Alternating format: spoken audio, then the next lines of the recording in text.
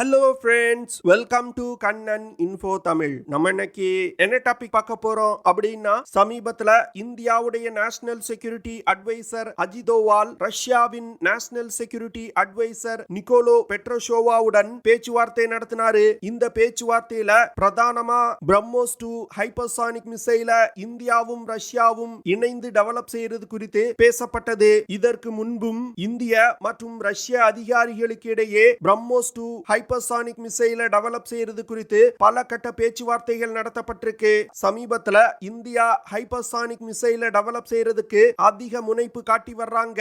Hypersonic மிசைல்ஸ்னா என்ன, India எதற்காக hypersonic மிசைலை develop செய்யறதுக்கு அதிக முனைப்பு காட்டுறாங்க, தற்போது இந்திய படையில் பயன்பாட்டில் உள்ள பிரம்மோஸ்-1 மிசைலுக்கும் இந்தியா புதிதாக ரஷ்யாவுடன் இணைந்து டெவலப் செய்ய உள்ள பிரம்மோஸ்-2 ஹைப்பர்சானிக் மிசைலுக்கும் என்ன வித்தியாசம், பிரம்மோஸ்-1 மற்றும் பிரம்மோஸ்-2 மிசைல்ல இருக்கக்கூடிய முக்கியமான ஃபீச்சர்ஸ் என்ன அப்படிங்கிறது குறித்து நம்ம டீடைலா இந்த வீடியோல பார்க்கலாம். நம்ம சேனல்ல டிஃபென்ஸ் மற்றும் ஜியோபாலிட்டிக்ஸ் சம்பந்தமா தினம் ஒரு வீடியோ பப்ளிஷ் பண்ணிட்டு இருக்கோம். உங்களுக்கு நம்ம சேனல்ல பப்ளிஷ் ஆகக்கூடிய வீடியோஸ் பிடிச்சிருந்துச்சுன்னா சேனல்ல சப்ஸ்கிரைப் பண்ணி சப்போர்ட் பண்ணுங்க. சமீபத்தில் நடந்து வரும் உக்ரைன் ரஷ்யா போர்ல ரஷ்யா உக்ரைனுடைய ஒரு அண்டர் கிரவுண்ட் ஆயுத கிடங்கின் மீது ஹைப்பர்சானிக் மிசைல்களை பிரயோகப்படுத்தி தாக்குதல் நடத்தினாங்க. இந்த தாக்குதல் தான் உலகத்திலே முதல்ல ஹைப்பர்சானிக் மிசைல்களை பயன்படுத்தி ஒரு யுத்த களத்துல நடத்தப்பட்ட முதல் தாக்குதல். இந்த தாக்குதலை பார்த்து உலகின் பல நாடுகள் மிரண்டு போயிட்டாங்க அப்படின்னே சொல்லலாம். ஏன்னா ரஷ்யாவின் கிம்சல் ஹைப்பர்சானிக் மிசைல்கள் ஒலியை விட 12 மடங்கு வேகமா சென்று இலக்கை தாக்கியிருக்கு. அதாவது 14,760 கிலோமீட்டர்/ஹவர் வேகத்துல சென்று உக்ரைனுடைய அண்டர் கிரவுண்ட் ஆயுத கிடங்கின் மீது தாக்குதல் நடத்தியிருக்கு. இதனால உக்ரைனுடைய அண்டர் கிரவுண்ட் ஆயுத கிடங்கு முற்றிலும் அழிக்கப்பட்டது. ரஷ்யாவின் இந்த தாக்குதலுக்கு பிறகுதான் ஹைப்பர்சானிக் மிசைல்களோட முக்கியத்துவத்தை உலகின் பல நாடுகள் உணர ஆரம்பிச்சிருக்காங்க. ஹைப்பர்சானிக் மிசைல்ஸ் அப்படிங்கிறது ஒலியை விட 5 முதல் 25 மடங்கு வேகத்துல சென்று தாக்கக்கூடிய மிசைல்களை ஹைப்பர்சானிக் மிசைல்ஸ் அப்படின்னு சொல்லுவாங்க. உலகத்திலே வெற்றிகரமா ஹைப்பர்சானிக் மிசைல்களை டெவலப் செய்து தங்களுடைய படையில் இணைச்சிருக்க நாடுகள்னா அது ரஷ்யா மற்றும் சீனா தான். இதுல ரஷ்யா ஹைப்பர்சானிக் மிசைல்களை தன்னுடைய முப்படைகள்லையும் இணைச்சிருக்காங்க. சீனா DF-17 அப்படிங்கிற ஒரு ஹைப்பர்சானிக் கிளைட் வெஹிக்கிள வெற்றிகரமா டெவலப் செஞ்சிருக்காங்க. இந்த DF-17 ஹைப்பர்சானிக் கிளைட் வெஹிக்கிள் ஒரு மீடியம் ரேஞ்ச் பாலிஸ்டிக் மிசைல்ல பொருத்தப்பட்டு லான்ச் செய்யப்படும். ஒரு குறிப்பிட்ட உயரத்தை மீடியம் ரேஞ்ச் பாலிஸ்டிக் மிசைல் எட்டியதும் அந்த மிசைல்ல இருந்து ஹைப்பர்சானிக் கிளைட் வெஹிக்கிள் பிரிந்து இலக்கை நோக்கி பயணித்து சென்று தாக்குதல் நடத்தும். அமெரிக்கா கூட இன்னும் ஒரு ஹைப்பர்சானிக் மிசைல வெற்றிகரமா டெவலப் செய்து தங்களுடைய படையில் இணைக்கல. அமெரிக்காவை பொறுத்தமட்டில் இது ஒரு மிகப்பெரிய கௌரவ குறைச்சலா நினைக்கிறாங்க. ஏன்னா எப்பொழுதுமே டெக்னாலஜி அப்படின்னா அது ரஷ்யா மற்றும் அமெரிக்காவுக்கு இடையில் தான் கடுமையான போட்டி நிலவும். ஆனா ஹைப்பர்சானிக் தொழில்நுட்பத்தை பொறுத்தமட்டில் ரஷ்யா தான் உலகின் தலை சிறந்த நாடா இருக்காங்க.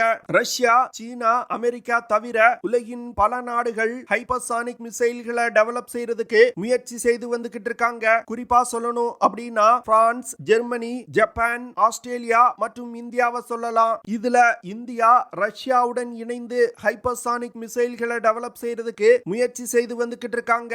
ஆஸ்திரேலியா அமெரிக்காவுடன் இணைந்து ஹைப்பர்சானிக் மிசைலை டெவலப் செய்யறாங்க.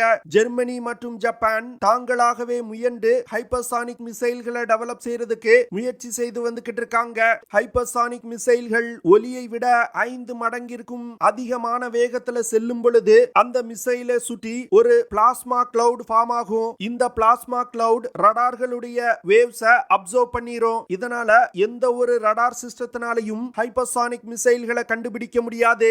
இதன் காரணமா ஹைப்பர்சானிக் மிசைல்களை எந்த ஒரு ஏர் டிஃபென்ஸ் சிஸ்டத்தாலும் தாக்கி அழிக்க முடியாது. இந்தியா ரஷ்யாவுடன் இணைந்து பிரம்மோஸ்-2 ஹைப்பர்சானிக் மிசைல்களை டெவலப் செய்ய முயலும் அதே நேரத்துல இந்தியாவின் DRDO நிறுவனமும் சொந்தமாக ஹைப்பர்சானிக் மிசைல்களை டெவலப் செய்யறதுக்கு முயற்சி செய்து வந்துகிட்டு இருக்காங்க. ஹைப்பர்சானிக் மிசைல்களை டெவலப் செய்யறதுல இந்தியா ஒரு குறிப்பிடத்தக்க வெற்றியையும் அடைஞ்சிருக்காங்க. குறிப்பா சொல்லணும் அப்படின்னா இந்தியா வெற்றிகரமா HSTDV அப்படின்னு சொல்லக்கூடிய ஹைப்பர்சானிக் டெக்னிக்கல் டெமான்ஸ்ட்ரேட்டர் வெஹிக்கிள சோதனை பண்ணியிருக்காங்க. இந்தியா நடத்திய 2 சோதனைகள்லையும் ஹைப்பர்சானிக் டெக்னிக்கல் டெமான்ஸ்ட்ரேட்டர் வெஹிக்கிள்கள் மாக் 6 வேகத்துல டிராவல் செஞ்சு செஞ்சிருக்கு. அதாவது ஒலியின் வேகத்தை விட 6 மடங்கு வேகமா டிராவல் செஞ்சிருக்கு. இந்த ஹைப்பர்சானிக் டெக்னிக்கல் டெமான்ஸ்ட்ரேட்டர் வெஹிக்கிள இந்தியா வெற்றிகரமா சோதித்ததன் மூலம் ரஷ்யா, சீனா மற்றும் அமெரிக்காவுக்கு அடுத்து HSTDV வெஹிக்கிள வெற்றிகரமா சோதித்த 4வது நாடா இந்தியா உருவெடுத்திருக்காங்க. அதனால உலகின் பல டிஃபென்ஸ் எக்ஸ்பர்ட்ஸ் ரஷ்யா, சீனா, அமெரிக்காவுக்கு அடுத்து இந்தியா தான் 4வது நாடா ஹைப்பர்சானிக் மிசைல்களை டெவலப் செய்ய போறாங்க அப்படின்னு சொல்லி வந்துகிட்டு இருக்காங்க.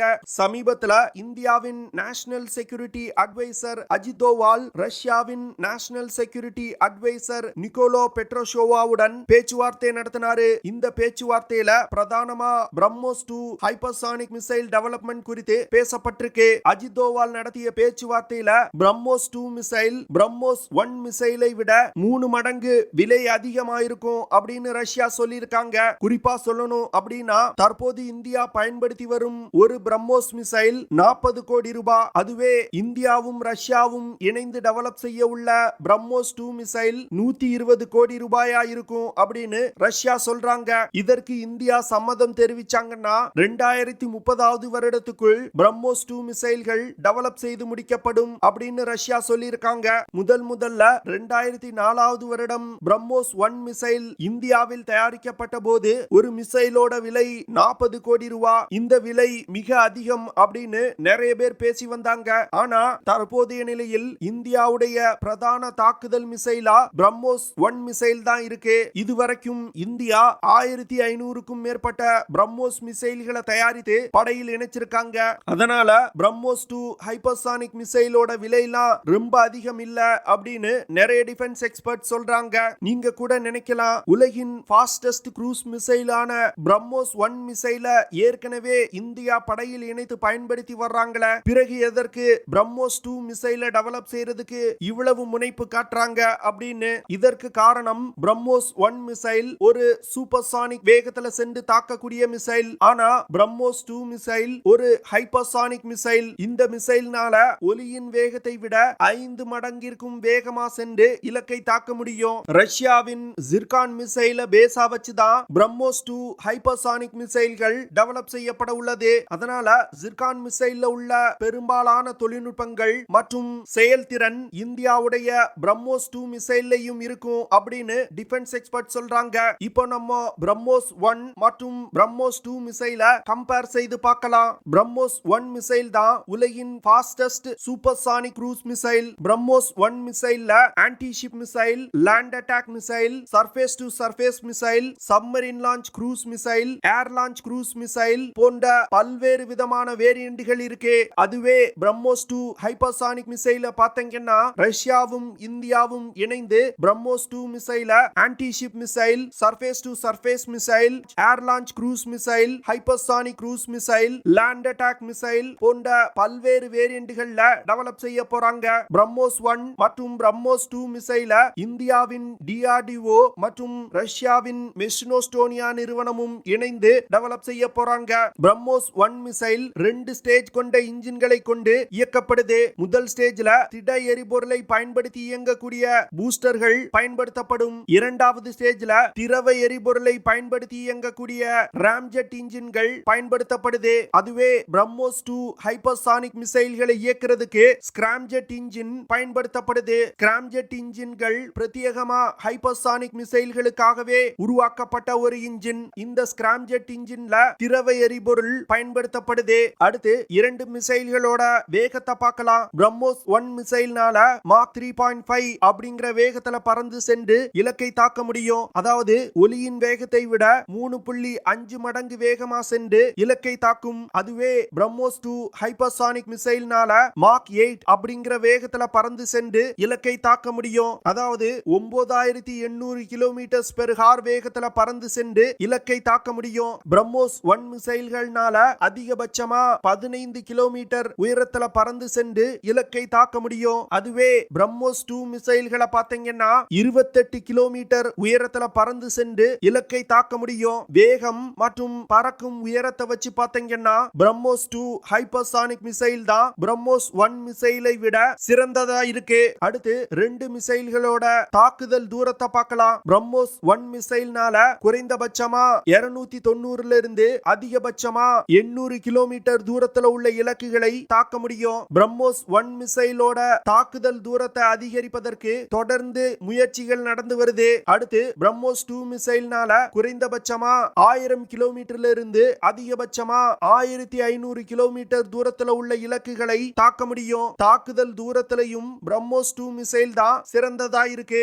பிரம்மோஸ்-1 மிசைல்னால 200 முதல் 300 கிலோகிராம் எடை கொண்ட வெடிபொருட்களை சுமந்து சென்று தாக்குதல் நடத்த முடியும். தற்போதைய நிலையில் பிரம்மோஸ்-1 மிசைல்கள்ல சாதாரண கன்வென்ஷனல் வார்ஹெட்டுகள் மட்டுமே பயன்படுத்தப்பட்டு வருது. சில டிஃபென்ஸ் எக்ஸ்பர்ட்ஸ் என்ன சொல்றாங்கன்னா, பிரம்மோஸ்-1 மிசைல்களை பயன்படுத்தி நியூக்ளியர் வார்ஹெட்டுகளையும் எடுத்து சென்று தாக்குதல் நடத்த முடியும். இந்தியா வேணுமென்றே அந்த விஷயத்தை மறைக்கிறாங்க அப்படின்னு சொல்றாங்க. அடுத்து பிரம்மோஸ்-2 மிசைல்கள்னால 300 முதல் 400 கிலோகிராம் எடை கொண்ட வெடிபொருட்களை சுமந்து சென்று தாக்குதல் நடத்த முடியும். பிரம்மோஸ்-2 மிசைல்னால சாதாரண கன்வென்ஷனல் வார்ஹெட்டுகள் மற்றும் அணு ஆயுதங்களை ஏந்தி சென்று தாக்குதல் நடத்தும் வகையில வடிவமைக்கப்பட உள்ளது. தற்போதைய நிலையில் பிரம்மோஸ்-1 மிசைல்கள் இந்தியாவுடைய முப்படைகளையும் இணைத்து பயன்படுத்தப்பட்டு வருது. பிரம்மோஸ்-2 மிசைல்களை பொறுத்தமட்டில் வரும் காலத்துல இந்தியாவின் முப்படைகள்ல பெரும் அளவுல பயன்படுத்த இந்தியா திட்டமிட்டு இருக்காங்க. அடுத்து 2 மிசைல்களோட விலையை பத்தி பார்க்கலாம். தற்போதைய நிலையில்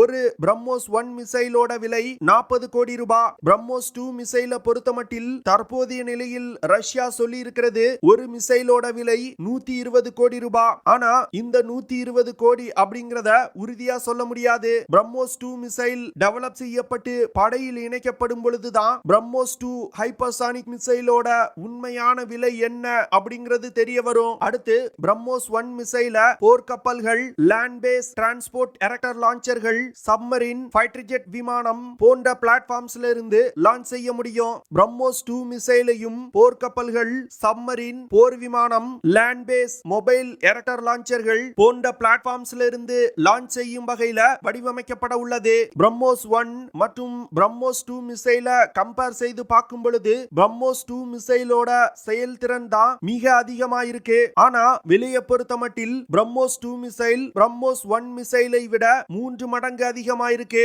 முதல்ல பிரம்மோஸ்-1 மிசைல் இந்திய படையில் இணைக்கப்படும் பொழுதும் இதே போன்றுதான் விலை அதிகமா இருந்துச்சு. காலப்போக்கில் பிரம்மோஸ்-1 மிசைல்ல இருக்கக்கூடிய பாகங்களை இந்தியா உள்நாட்டிலே தயாரித்து பயன்படுத்த ஆரம்பிச்சதும் பிரம்மோஸ்-1 மிசைலோட விலை குறைய ஆரம்பிச்சது. அதே போன்று பிரம்மோஸ்-2 ஹைப்பர்சானிக் மிசைலோட பாகங்களையும் இந்தியாவில் தயாரித்து பயன்படுத்த ஆரம்பிச்சோம்னா பிரம்மோஸ்-2 மிசைலோட விலையையும் குறைக்கலாம். ஓகே ஃப்ரெண்ட்ஸ், நம்ம வீடியோவோட நிறைவு பகுதிக்கு வந்துட்டோம். இதெல்லாம் தான் நான் உங்ககிட்ட ஷேர் பண்ணணும் அப்படின்னு நினைச்ச விஷயங்கள். ஐ ஹோப் நான் ஷேர் பண்ண விஷயங்கள் உங்களுக்கு பிடிச்சிருக்கும்னு நினைக்கிறேன். அப்படி பிடிச்சிருந்துச்சுன்னா ஷேர் பண்ணுங்க, லைக் பண்ணுங்க, கமெண்ட் பண்ணுங்க. மறக்காம நம்ம சேனலுக்கு சப்ஸ்கிரைப் பண்ணுங்க. அப்படியே அந்த பெல் நோட்டிபிகேஷனை கிளிக் பண்ணி ஆல்ங்கிற ஆப்ஷனை எனேபிள் பண்ணிக்கங்க. See you in the next video. Jai Hind.